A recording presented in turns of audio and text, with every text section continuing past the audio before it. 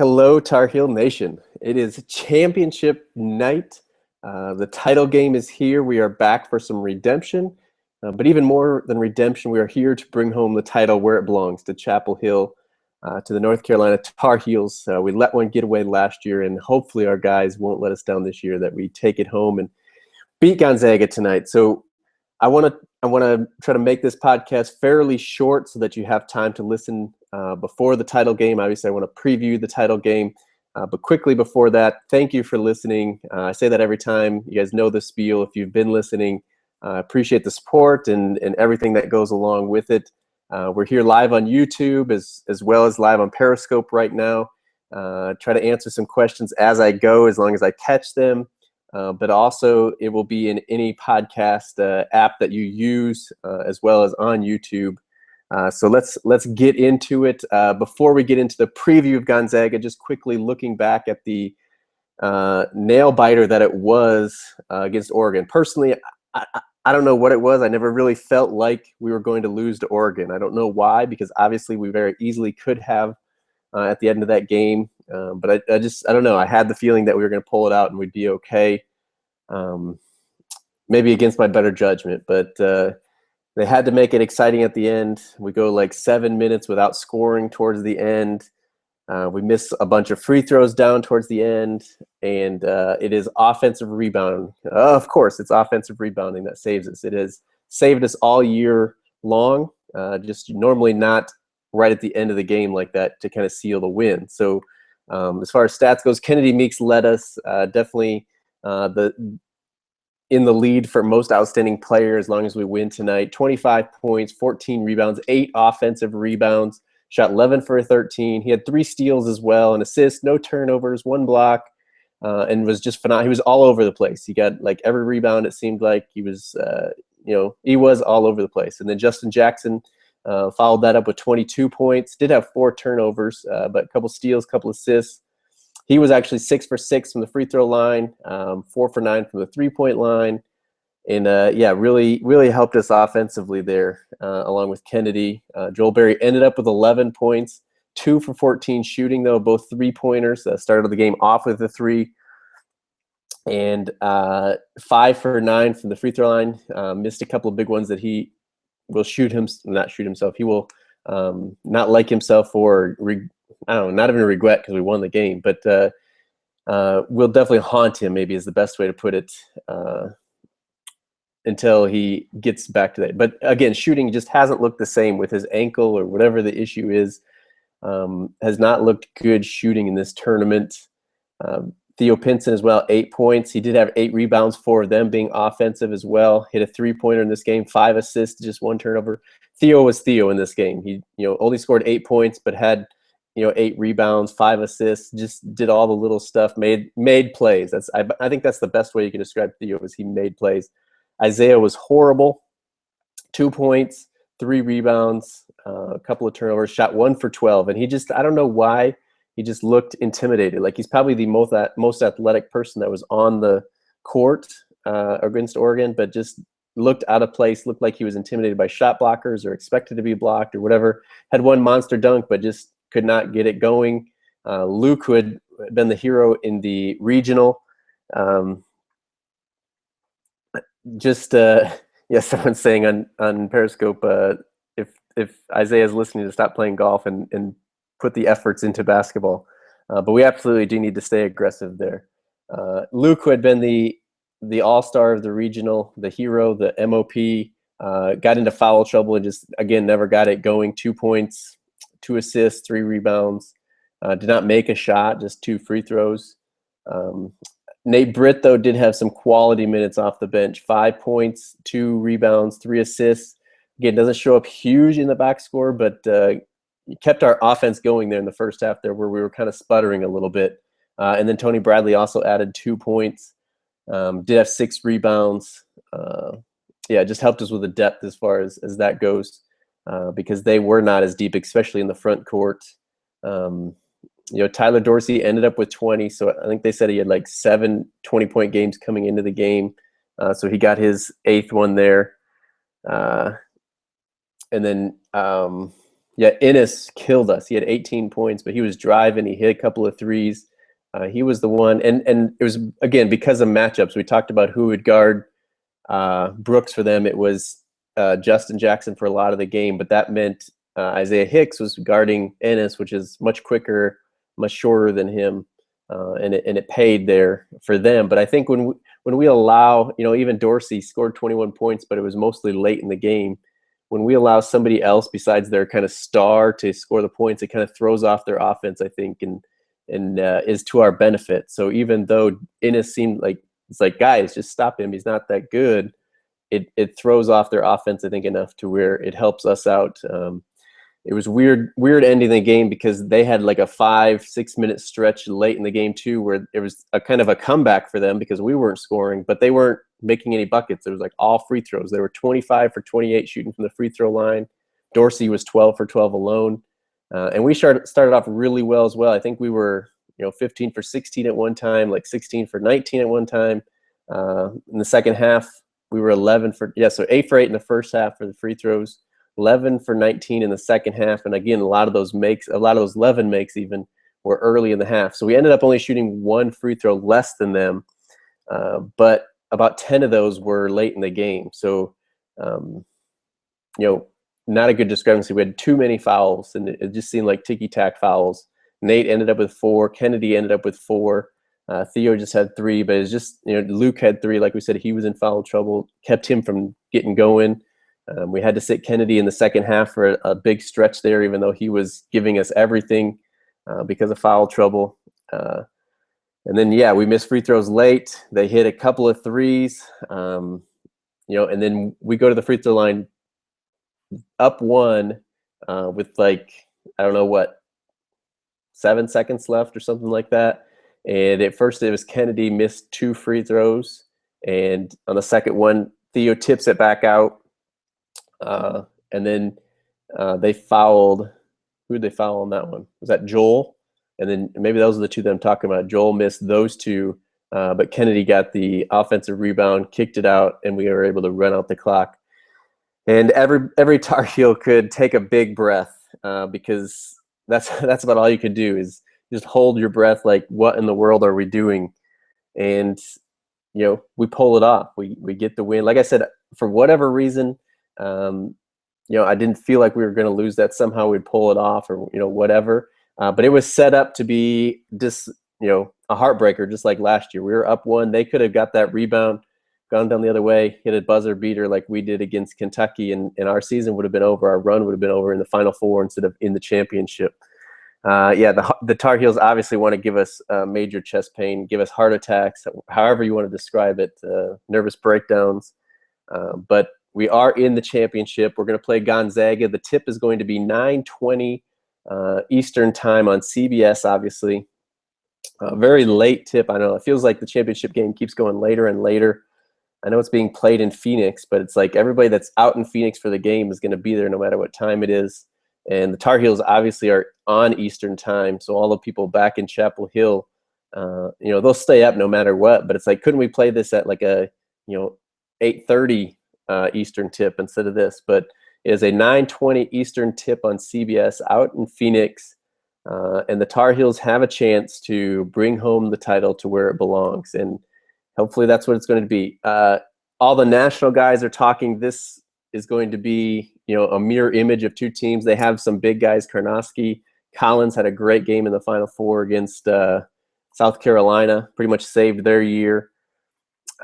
Obviously, it's the national championship game. You don't expect it to be a blowout or an easy win or anything like that. This is not the 2009 team that just ran through Michigan State and setting records for title games and stuff like that. That's not going to happen. To us, or for us, we got to get out and run. We got to get some transition buckets. Gonzaga has the #1 efficiency rated defense in the nation, just meaning that if you took out pace of play, no matter what pace you play, kind of efficiency or effectively, their defense is the best in the country. So it's going to be stingy there. We got to get some easy buckets. We got to, Joel's got to shoot better. Isaiah's got to be, more effective than he was. We got to get Karnowski out and running, get him tired, maybe get a couple fouls on him. Behind, Collins and Karnowski, they don't have a lot there. So Sports Guy shows that this is going to be a very epically close game. It's playing out that way, or it looks to be played out that way.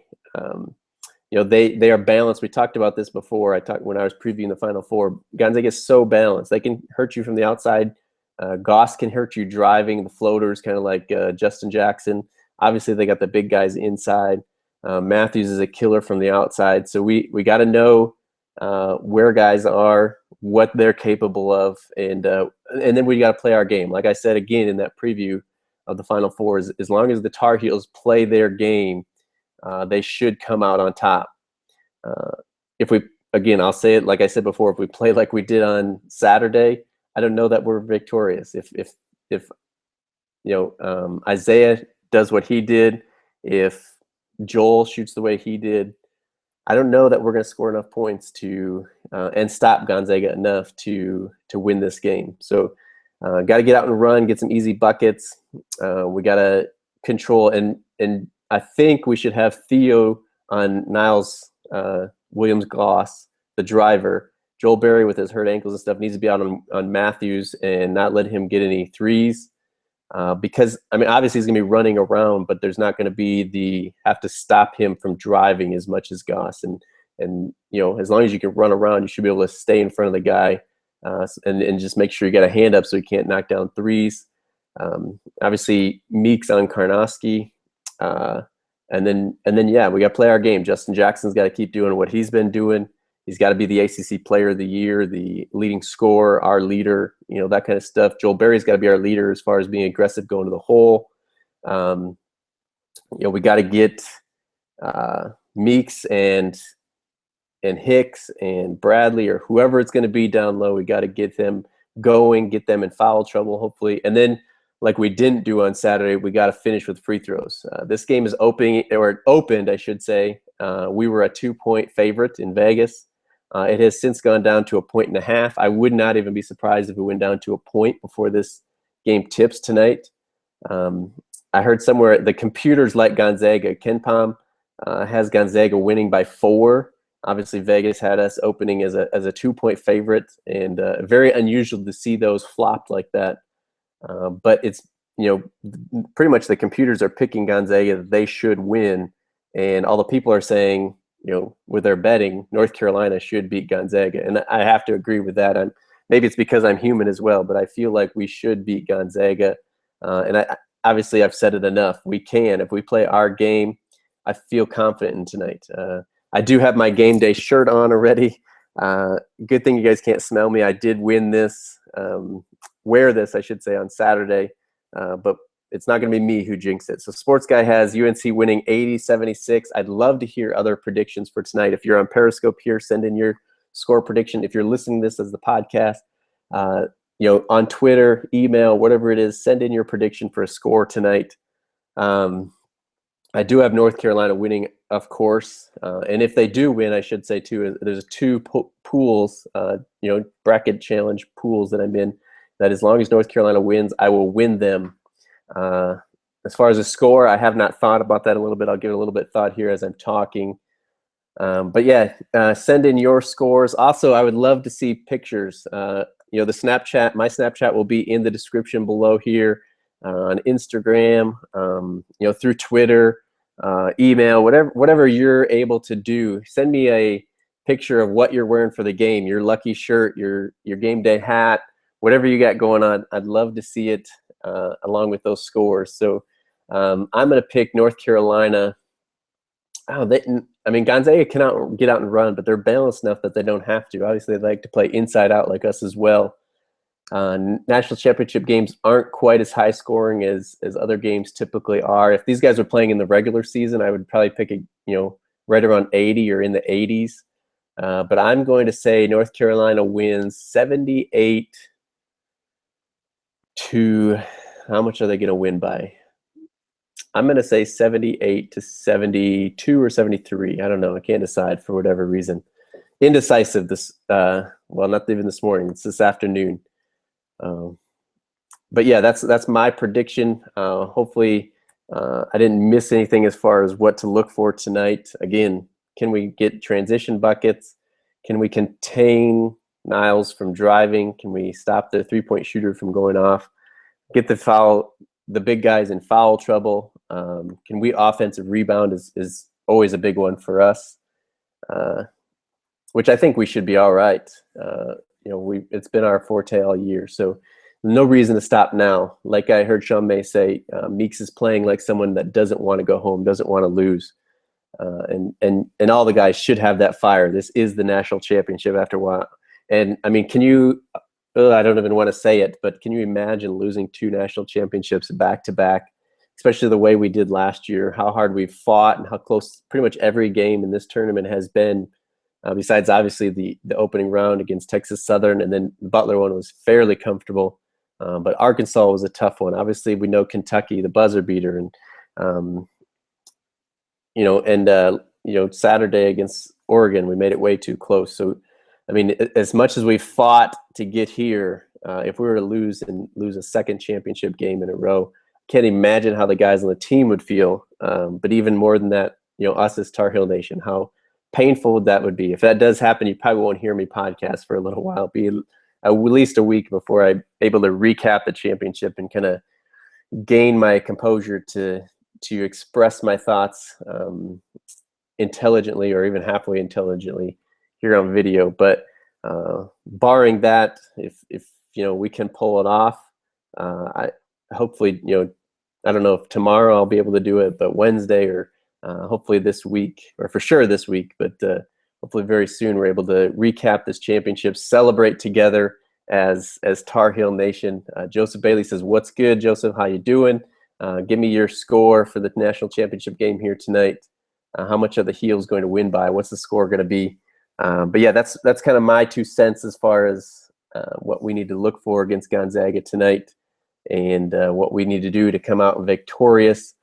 I'm gonna stay here for a couple of minutes to see if we get any more comments or any more predictions here on either Periscope or YouTube. But again, send in your pictures, Twitter, Snapchat, whatever it is. Send them to me. And if you want, so you don't have to look up, my Snapchat is TNDAN, kind of like Tennessee Dan, but TNDAN. Twitter at AllTarHeelDan. Send in pictures of your game day gear, your good luck shirt, whatever your superstition is. I'd love to see it and love to hear it, as well as your score for the game tonight. Sports Guy Show says we must run against the Zags tonight, whenever we can. Absolutely. I mean, that's North Carolina basketball anyway, but with their big guys, it's got to be a goal of ours to get them running, get him tired. So Joseph Bailey says the Heels must have their A game tonight. North Carolina 82-78. Go Heels. Yeah, that's about the spread I had, Joseph. Just a little bit higher scoring than what I have it as. But we'll see if guys are hitting. It could be a little bit more high scoring. But like I said at the beginning, I want to keep this fairly short so that you guys can listen before the tip goes. If everybody's listening to the recording of this on the podcast apps, and I'm going to probably not even edit this much, but just get it out there so that you guys can hear it, and hopefully talk to you later this week as the 2017 National Championship North Carolina Tar Heels. So that is me signing off. Until next time, go Heels.